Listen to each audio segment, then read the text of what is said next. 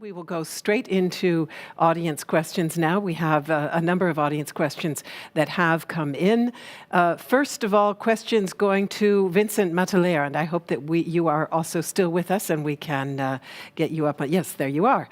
So first question is, at the Los Angeles port, and maybe I would also add Long Beach port because it looked like some of the stations on your map were very close to Long Beach as well. How many trucks can be filled per hour, kilogram per hour, continuously over the day? Well, I will need to check with my North American colleagues. I apologize, I don't know this by heart. Okay, thank you very much. I was going to ask for short answers, and that certainly was one. So we do have a number of questions and not so much time. So I'll go straight to the next question. Do you think that the 100-kilogram target is achievable with 70 bar? Yeah, that is the intention. 100 kilograms in 10 minutes should be achievable with 70 megapascal. Yeah. Then we also had a number of people interested in knowing the timeline for the Pride project. End of this year, it will stop. So it will be finished 31st of December. Thank you very much. What technology may become relevant in Toyota's mid to long-term heavy-duty long-haul perspective for the EU, Asia, and North America? Is there a need for one standard?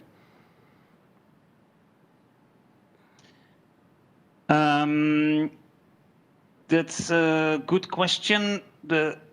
I think it is, at this moment, for example, we do have already one ISO standard for connection devices.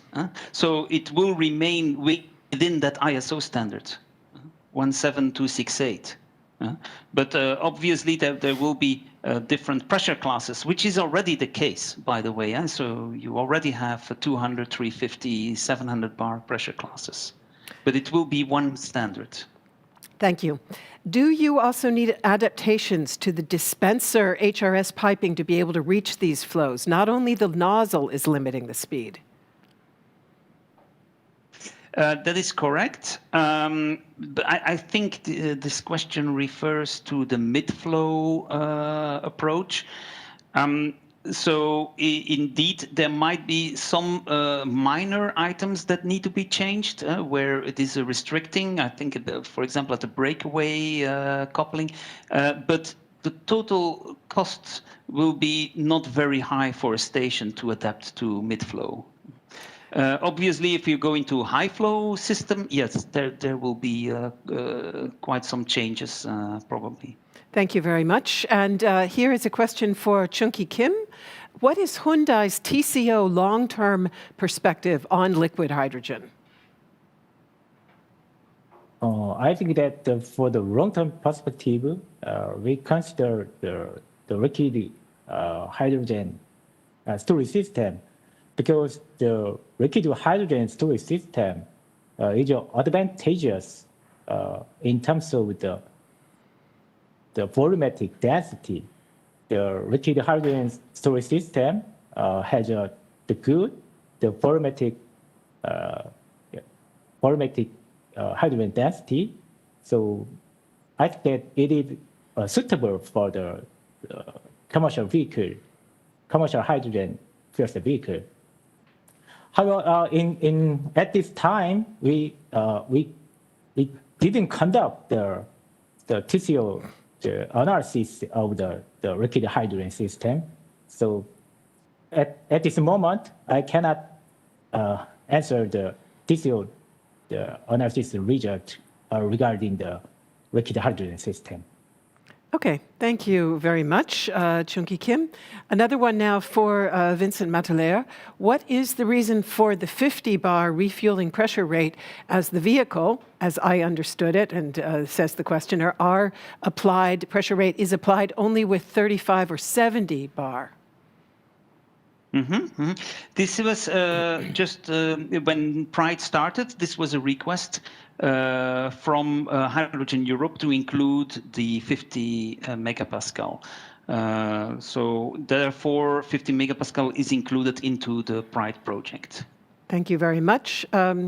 And next question, for liquid hydrogen, if left alone, the boil-off means that eventually the tank will run dry.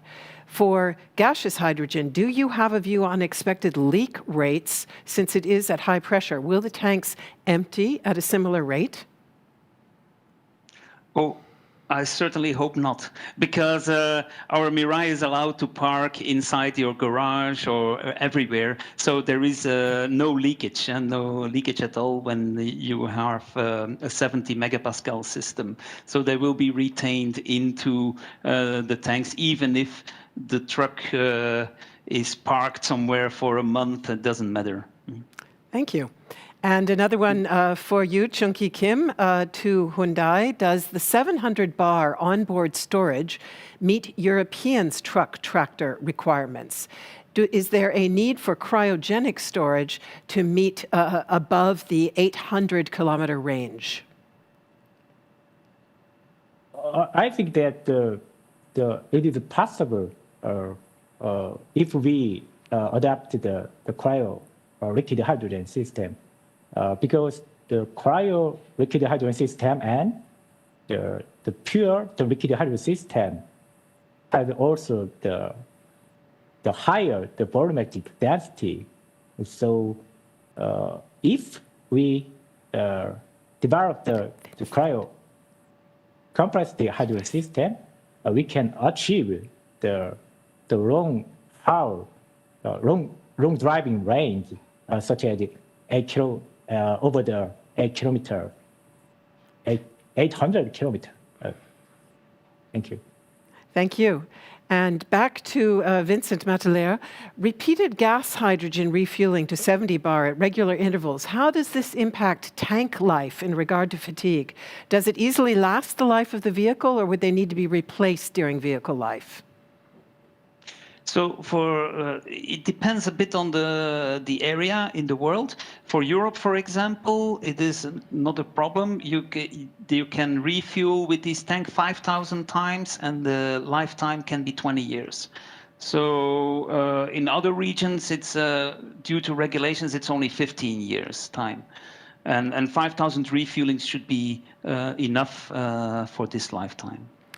Thank you very much. And we have another question, which unfortunately I can't quite read all of yet.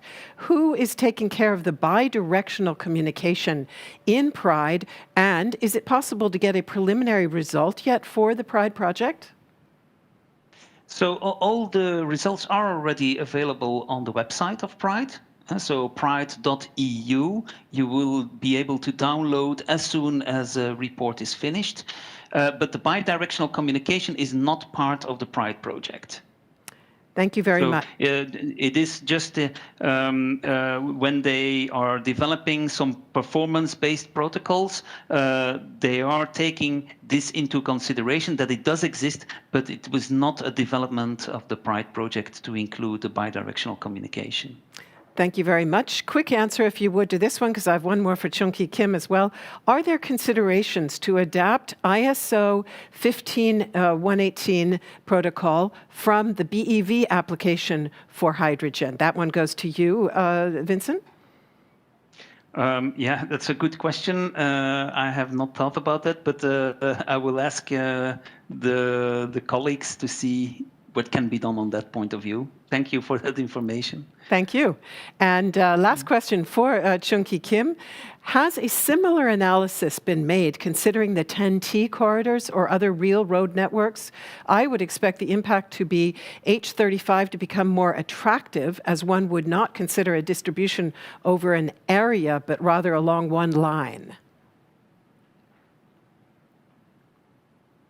Oh, I'm sorry. Please repeat the question. It's a question about whether you have done a similar analysis for the 10T corridors in Europe or other real road networks, because the questioner expects that the impact would be that hydrogen 35 bar would become much more attractive, as one would not consider distribution over an area, but along a line, a network.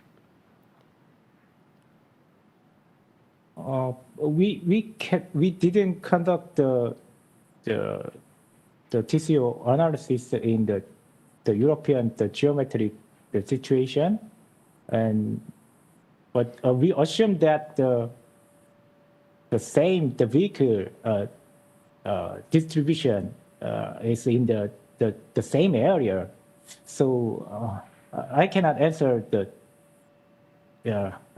I cannot answer these questions. No problem. Thank you very, very much for being with us, Hyungki Kim of Hyundai and Vincent Mattelaer of Toyota. We very much appreciate the insights that you have shared with us. Ladies and gentlemen, this would now have been our moment to all meet around the table for coffee and snacks. But unfortunately, as you know, we are virtual, so we can't take a break in person, but we will do so now. We will have a very quick break to stretch our legs and meet back here in just about 13 minutes from now.